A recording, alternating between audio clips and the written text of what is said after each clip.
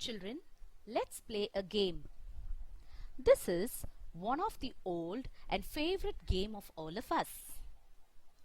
Name, place, animal, thing. Letter A. Let's play with letter A. Name, Anita. Place, Andhra Pradesh. Animal, alligator. And thing is apron. We can continue this with all the other alphabets also. From this game, could you guess what am I going to teach you now? Yes, noun. There are 8 parts of speech in English. They are noun, pronoun, adjective, verb, adverb, preposition, conjunction, interjection. Today, we are going to see about noun. What is a noun? A noun is a naming word. It names a person, place, animal, thing, or abstract idea. Example: Samuel, doctor, cat, ticket, milk, bus, car, etc. Look at this sentence. Ram likes to go to the zoo and see the animals.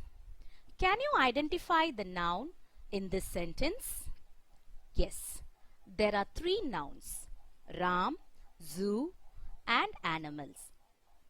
All these are nouns because they name a particular thing. Let's learn about the kinds of noun. Nouns are broadly classified into common noun, proper noun, collective noun, material noun, compound noun, and abstract noun. Common noun. Common nouns are used to name people, place, animal, things in general. Example: dog, boy, girl, city, etc. Common noun is further classified into countable and uncountable nouns. From the word itself, countable nouns are the ones that can be counted.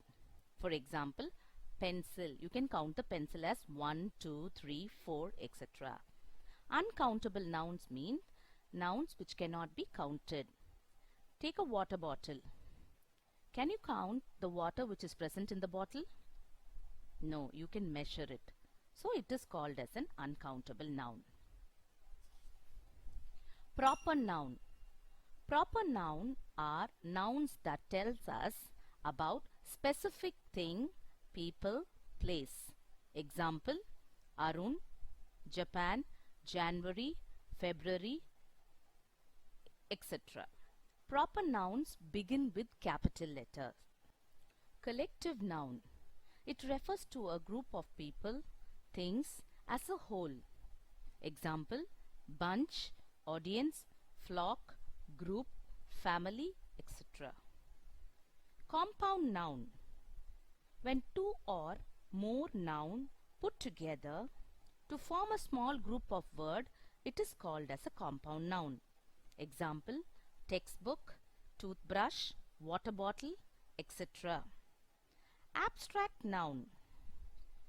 These nouns are something that you cannot perceive with your 5 senses.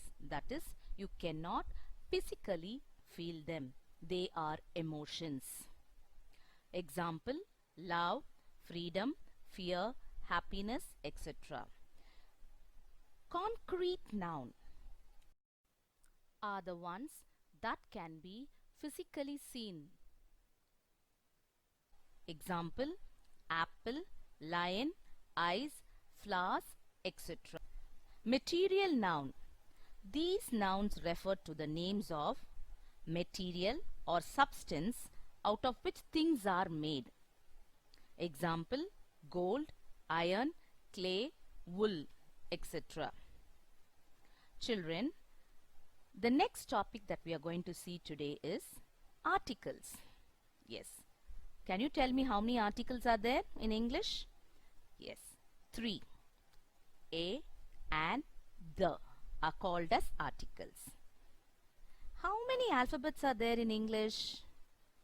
26. Yes. We can categorize them into two: consonants and vowels. Can you tell me how many vowels are there? Yes, there are 5 vowels: A, E, I, O, U. And the rest 21 are called as consonants.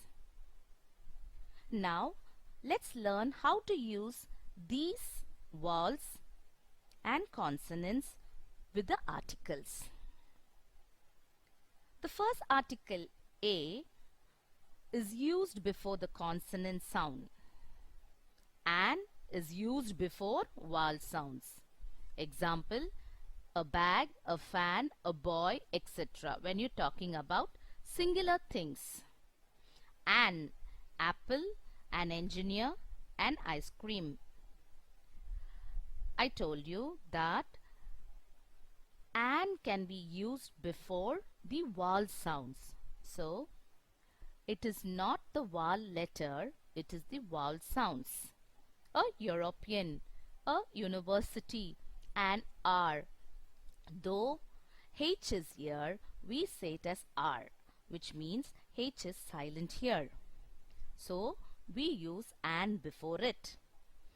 A and an are used only with singular countable nouns.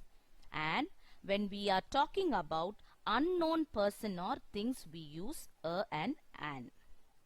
So they are called as indefinite articles. The can be used with all kinds of nouns, singular or plural, countable and uncountable. The is used to talk about the things which we have been already known, which is already known to us. The is used when you are talking about a person the second time. Example: this is the book which I lost.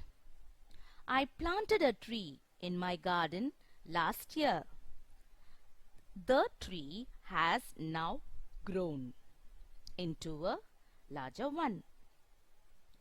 Now in the vocabulary part, today, to enrich our vocabulary, we are going to learn about suffixes. What is a suffix? A suffix is a word part that is placed at the end of a word. Example: bitter plus ly equal to bitterly. The suffix ly describes in what manner something is said or done. The suffix fly means full of. Here are some more common suffixes with their meanings. less, without, means without. en becomes something. ness, state or condition we are talking about. est, to compare with one another. ward, which tells us the direction, towards which direction it is moving, this side or that side. The next exercise is hyphen. What is an hyphen? A hyphen is a punctuation mark used to join two words. Example: follow up, mother-in-law, ex-student, etc. When do we use hyphens? Number 1, to join two or more words together. Example: it was an obstacle-filled road. 2, to make up an adjective with two or more words. Example: George was 20-year-old man. Number 3, to make two separate words easier to read. Example: high-tech. Children, as you do the exercise, you will become thorough with it.